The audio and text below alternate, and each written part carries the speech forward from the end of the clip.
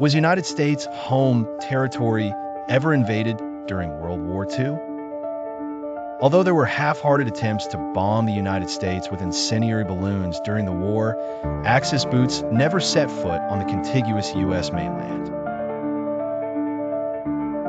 However, on June 7, 1942, Japanese troops did capture and occupy one section of U.S. territory in North America, Attu and Kiska Islands, which lie at the far western edge of Alaska. Little more than mountainous rock sticking out of the ocean, the islands had little in the way of resources to make them worth invading. An argument can be made that the two outposts were strategically positioned, but their real value to Imperial Japan came in the form of the propaganda victory that their capture delivered.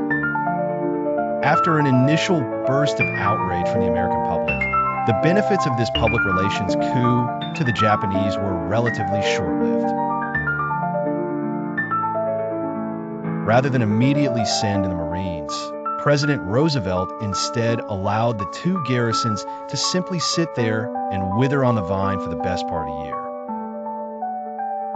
Although the presence of Japanese forces on U.S. soil was a blatant insult to the nation's prestige, it was nothing when compared to the calamity of Pearl Harbor. Why didn't Roosevelt react more aggressively?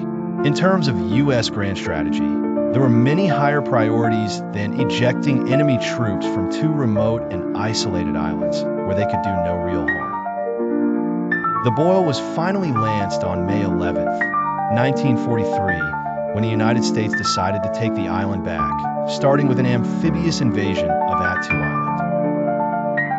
This was to be no cakewalk for the GIs, who faced appalling weather conditions and an entrenched enemy that was determined not to leave without making a fight of it. It took almost 3 weeks for the Americans, who outnumbered the defenders 5-1, to take the island.